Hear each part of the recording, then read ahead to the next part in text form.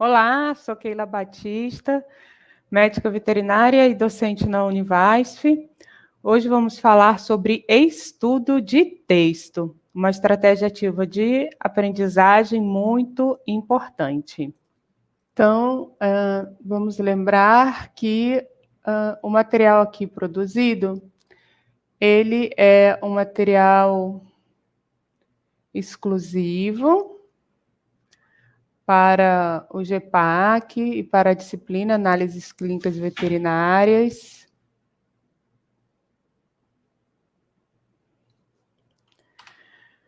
A reprodução desse material é permitida somente, desde que para fins didáticos, sem fins lucrativos e com expressa permissão da autora, todos os direitos são reservados. Então, em relação ao estudo de texto, pessoal, o que é o estudo de texto, né? O estudo de texto é a exploração das ideias de um autor, um ou mais autores. E a partir a exploração dessas ideias é a partir de um estudo crítico e sistematizado de um texto. Ou busca de informações e exploração de ideias do autor ou dos autores estudados. Mas o que é o texto? Afinal, o que é um texto?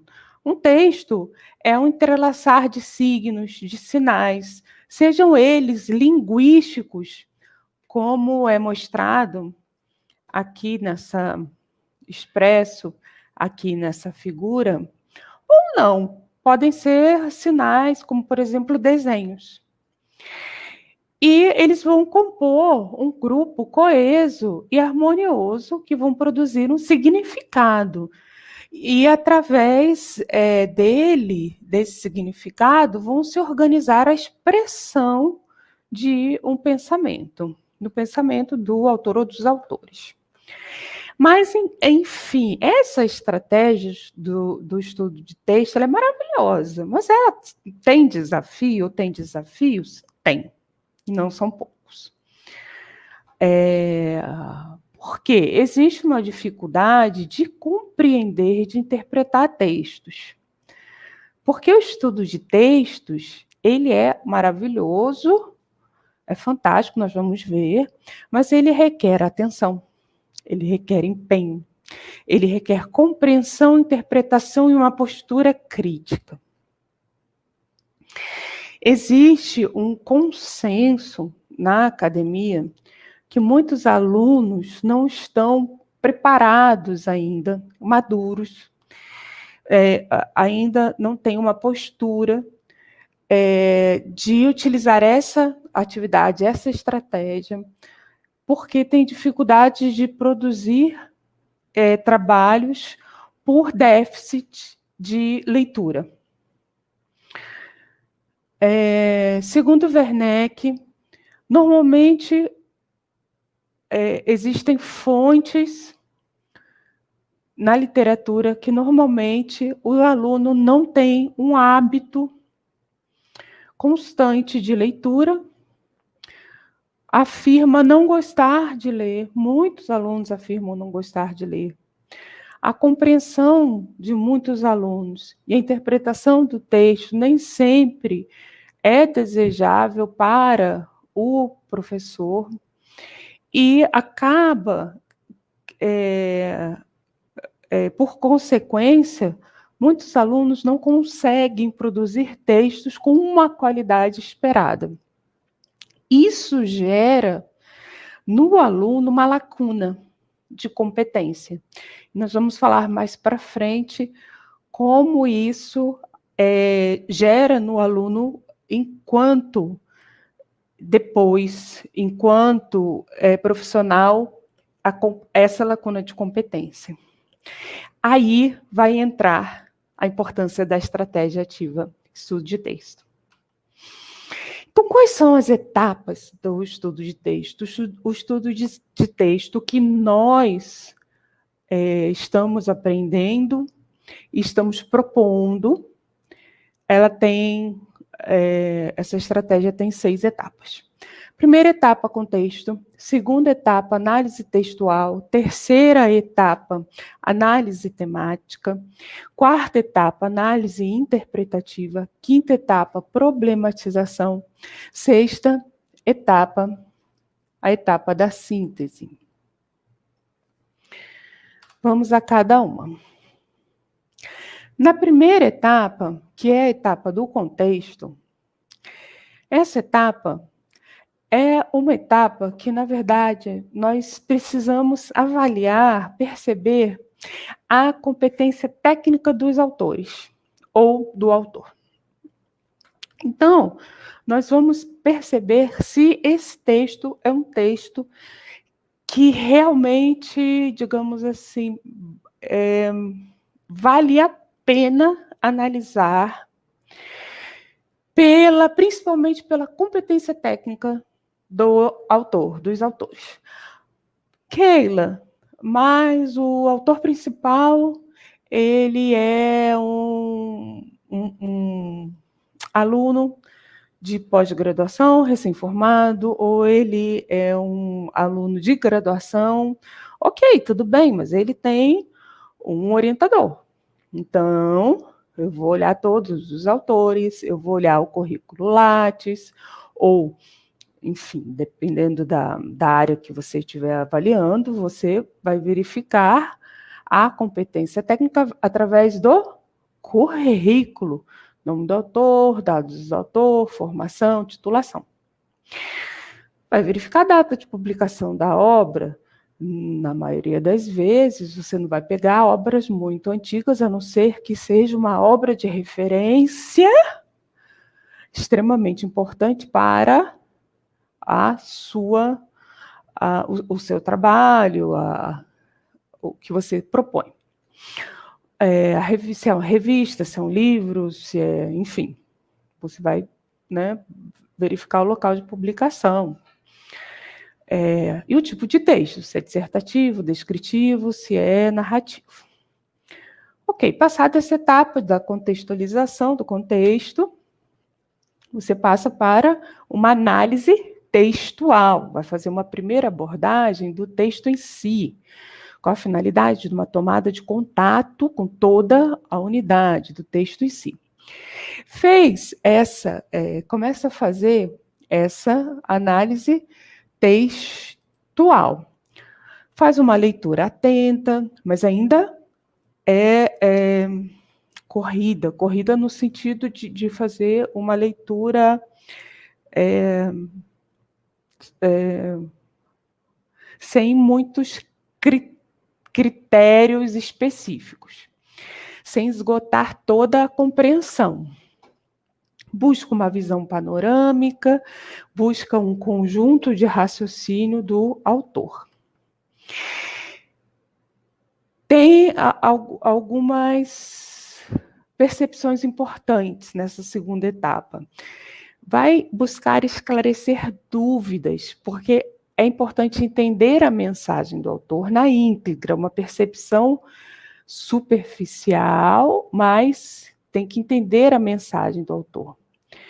Vai pesquisar o vocabulário, vai verificar termos técnicos, termos que não são conhecidos e fatos, ou seja, verificar se existem referências sobre fatos históricos, outros autores, outras doutrinas, outras percepções, outras abordagens.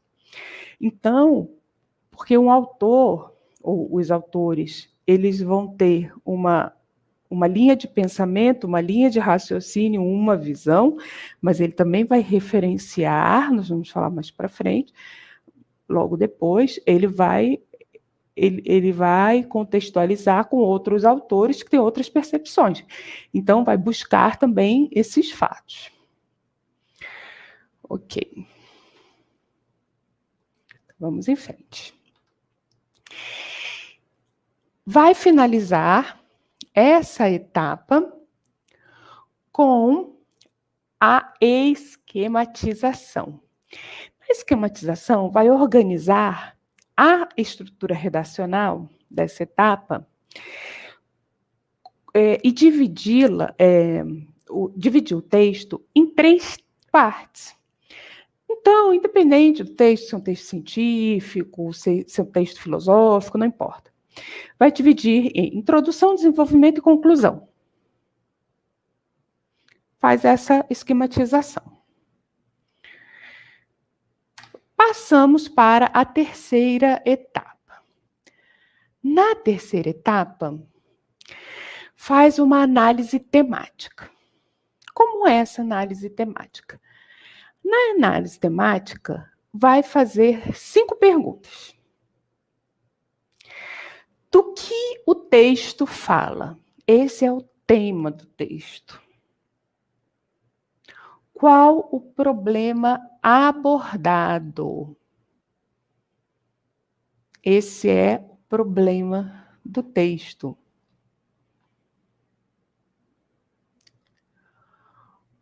O que é falado sobre o tema? Essa é a tese. O que é falado? Essa é a tese. Quais as ideias são apresentadas? Aí nós vamos perceber qual é o tema central e as ideias secundárias. Porque os autores eles vão discorrer sobre uma ideia central, um tema central, mas também ideias secundárias.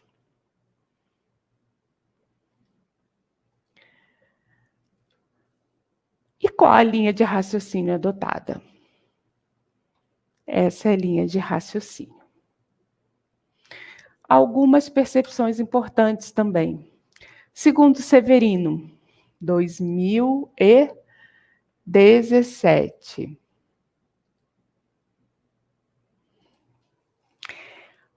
Através do raciocínio. Então, qual a linha de raciocínio adotada? A linha de raciocínio é o conjunto de ideias e proposições logicamente associadas, mediante as quais o autor demonstra sua posição. E, através do raciocínio, o autor vai expor sistematicamente seu pensamento e transmitir a mensagem. Então, através da linha de raciocínio, ele vai expor o tema central e as ideias secundárias. Mas os autores geralmente tocam em outros temas paralelos ao tema central, assumindo posições secundárias no decorrer da unidade. Isso é normal. Essas ideias são como que intercaladas e não são indispensáveis ao raciocínio. Não são o tema central, mas dão suporte. Ok, então nós vamos para a etapa 4. Na etapa 4, nós levantamos e discutimos com os integrantes do nosso grupo, da nossa equipe, os problemas relacionados com a mensagem do autor ou dos autores.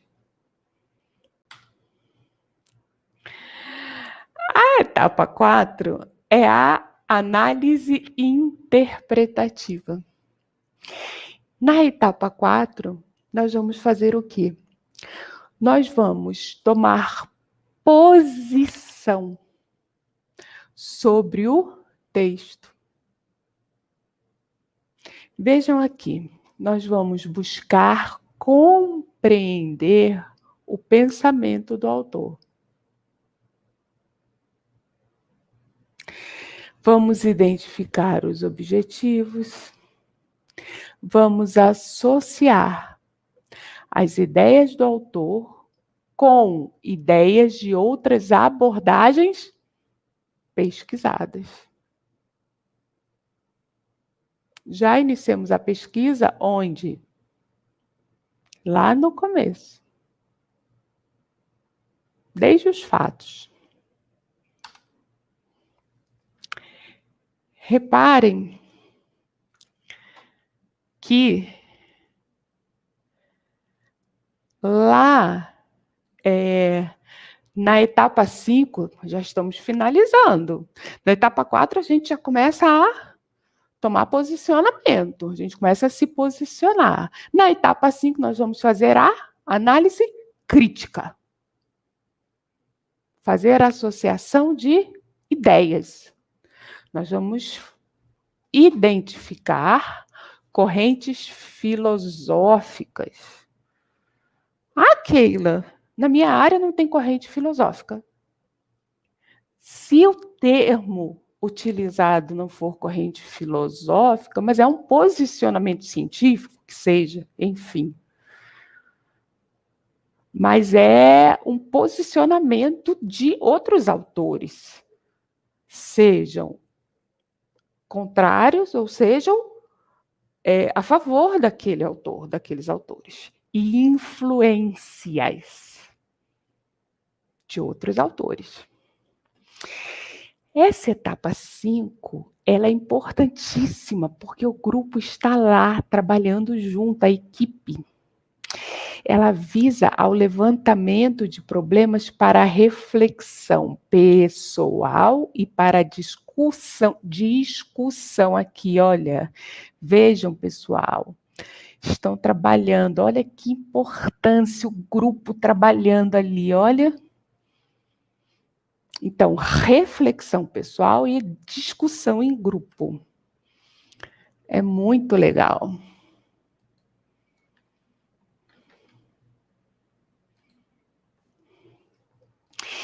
Os problemas apresentados de forma explícita no texto podem estar relacionados lá às questões textuais, podem estar relacionados às questões lá do tema ou de interpretação.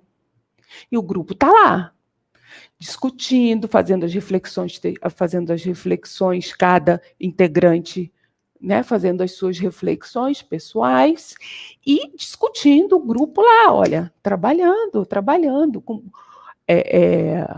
cada um trabalhando, fazendo suas reflexões, trazendo suas reflexões e discutindo. E cada integrante do grupo tendo as suas reflexões. É muito legal. E as reflexões oriundas das discussões sobre os problemas levantados devem fazer parte da elaboração da próxima etapa, que é a síntese. Na última etapa, que é a síntese, o que é trazido para a síntese? A contribuição pessoal de cada integrante da equipe vai através, vejam aqui, olha o origami, cada um, olha, percebam aqui, ó, cada um vai montando. Esse origami uma pessoa fez, mas se for cada um montando um pedacinho, uma estrutura, cada um desenhando, como vou fazer esse origami? Vamos fazer a ideia? Não, é assim, não é, não é. No final, monta o origami. Reestrutura a mensagem do autor para construir um texto com reflexões e ideias próprias. Esse próprias é o somatório de todos da equipe. Essa é a síntese. Keila, mas a síntese tem que ser um texto final que seja escrito? Não. Gente, pode ser um infográfico. Podem ser outras estratégias ativas de aprendizagem, que nós vamos falar sobre elas. Enfim, pode ser, por exemplo, infográfico. Então, vamos olhar aqui algo muito interessante. Prestem atenção.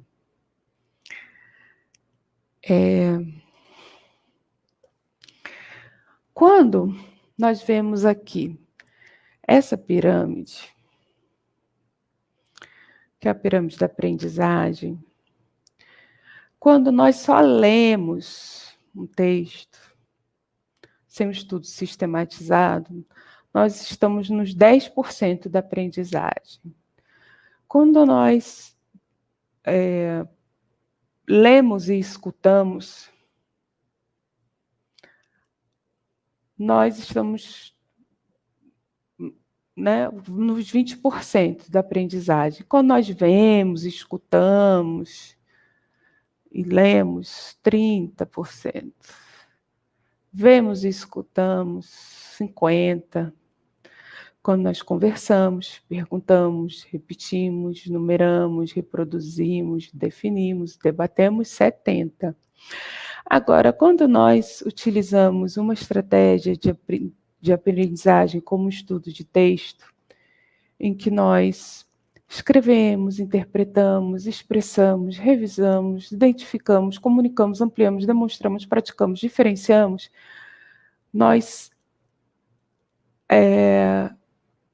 um aluno, nós estamos com 80% de aprendizagem, aproximadamente. Ou seja, é utilizada uma leitura sistematizada, exercícios, debates, resumos. Então, é uma estratégia ativa de aprendizagem que promove as alterações de pensamento, de identificação, obtenção e organização de dados, interpretação crítica, análise, reelaboração de texto, onde as operações de pensamento vão das mais simples, como a identificação, até as mais complexas, os níveis mais complexos, como um resumo, uma reelaboração de um texto para gerar um resumo. Então, é uma estratégia ativa de aprendizagem em que um líder, por exemplo, porque quando nós fazemos em grupo, solicitamos que seja realizada em equipe, em grupo, o líder da equipe, ele trabalha mediação de conflitos, ele precisa incentivar a equipe para colaborar, para trabalhar em equipe, para respeitar a opinião dos outros integrantes da equipe. O líder, ele precisa trabalhar uma habilidade de negociação e argumentação, entre outras competências comportamentais. Os integrantes da equipe, eles trabalham resiliência, todas as competências comportamentais de trabalho em equipe, de negociação, de respeito à diversidade de ideias, de gentileza. Então, é muito importante essa estratégia ativa de aprendizagem. Por exemplo, a gente falou de competência, a gente falou daquela lacuna de competência em que é percebida, né? Aquela lacuna de competência que é percebida porque existe uma resistência ou existe uma falta de estímulo a muitos alunos de lerem, de leitura. Então, veja como essa estratégia ativa de aprendizagem, ela é importante, o estudo de texto. Por quê?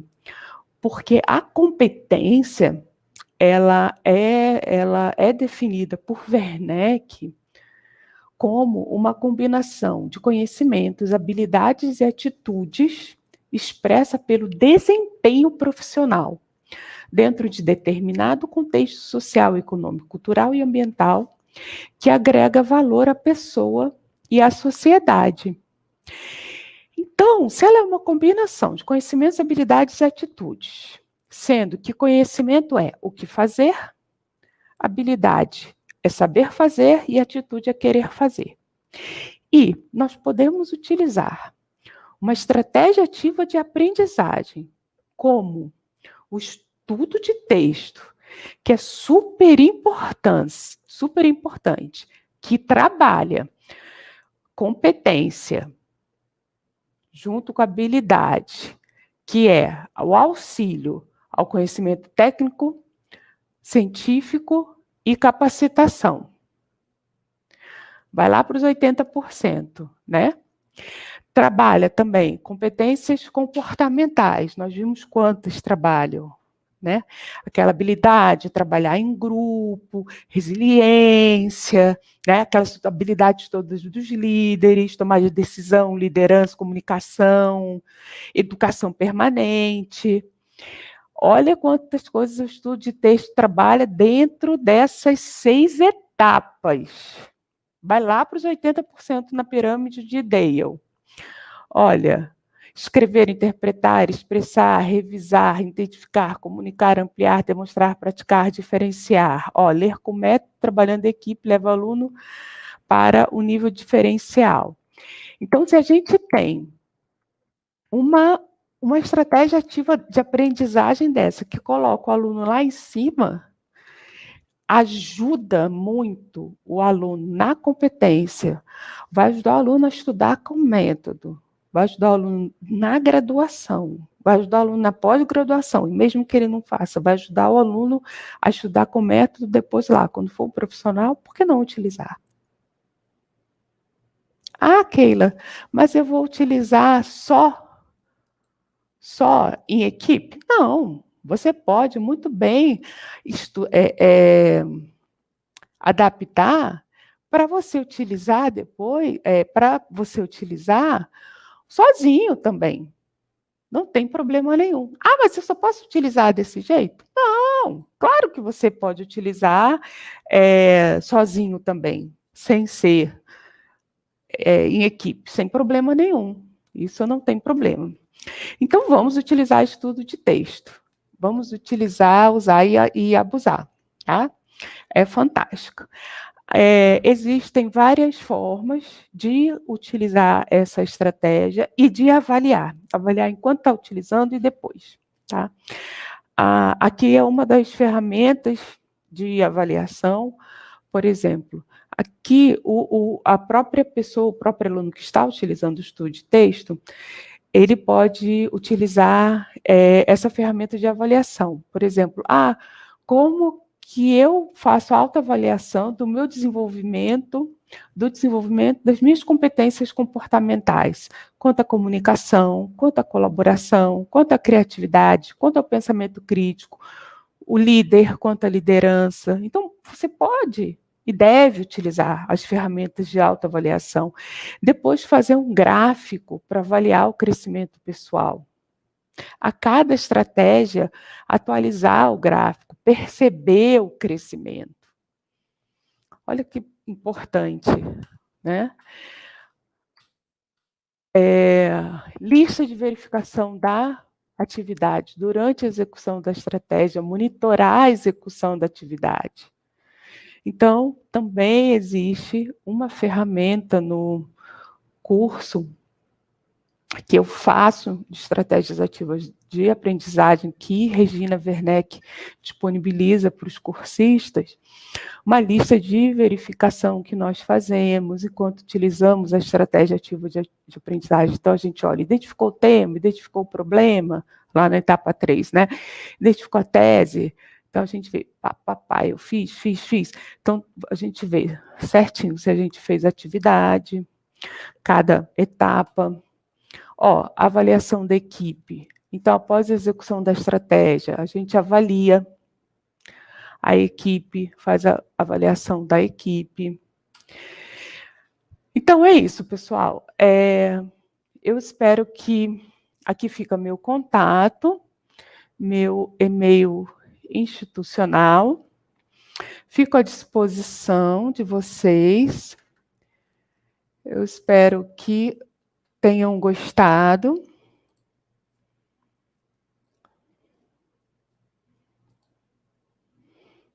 Pronto. Deixa eu tirar aqui. Eu espero que tenham gostado. Eu fico à disposição de vocês. E eu desejo que essa estratégia seja divulgada.